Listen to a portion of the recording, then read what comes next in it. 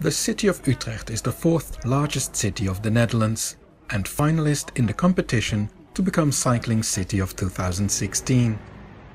The 2,000-year-old city is home to 340,000 people, but almost 500,000 live in the Utrecht agglomeration. People in Utrecht cycle a lot. The three busiest cycleways of the country are all in Utrecht. This particular one is used by 25,000 people on an average working day. In recent years, Utrecht has worked very hard to catch up with the rest of the country. That means you can find brand new red asphalt all over the city, sometimes looking so fresh that you get the feeling you are the first to use it. Red asphalt was also put in against the will of residents who argued it would harm the appearance of their historic street. Cycle space is at a premium in some streets in Utrecht, but you don't have to use this route to the university. The city created an alternative through very quiet back streets.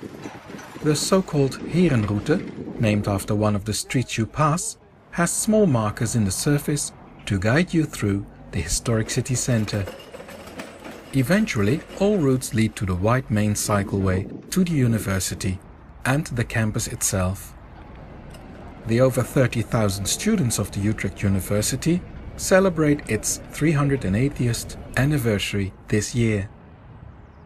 Utrecht also offers an alternative to parking. These canal railings, in front of a university location in the historic city centre, could be the only railings in the country without parked bicycles attached to them. The bikes are all parked in the over 1,000 bicycle parking facility on university property. A combined space for morning deliveries and bicycle parking on the rest of the day is a Utrecht innovation. The city also offers pop-up parking and the world's first dynamic bicycle parking guidance system. A lot of people in Utrecht complain about too many building activities in their city. But the temporary cycling infrastructure is actually rather good. The city is also building for cycling. This is the building site for a parking facility for 12,500 bicycles. At the other side of the station, there already is this facility to park over 4,000 bicycles.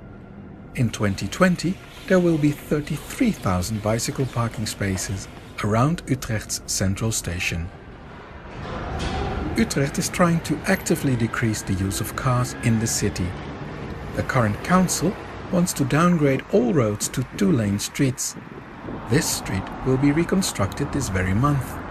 There will only be one lane left for each direction. The intersection will also be completely redesigned. Here, the reconstruction is already almost finished. And this road has been reconstructed some time ago. Utrecht has banned all fast-type mopeds and scooters from the cycleways. Everything to give cycling more space. For that very reason, this crossroads was completely reconstructed, but it kept its signals. Other signals were simply switched off, where residents thought that was possible and where the city agreed. Intersections were transformed into roundabouts, with priority for cycling, of course. Utrecht has also built a lot of cycle streets where cars are guessed. They are different in width and maybe also in how successful they are. Shortcuts for cycling were created, with wide underpasses. Many of the existing cycleways were resurfaced with smooth red asphalt, and finally streets were redesigned for people. Of course, there are still locations which could do with a major reconstruction, but more often than not, that's already been decided. This intersection will be changed later this year. This overpass is already under construction, and this bridge is supposed to be finished before the end of the year. It is very clear that Utrecht has chosen for the bicycle, both the city and its people. Over 100,000 people cycle in the city centre on a daily basis.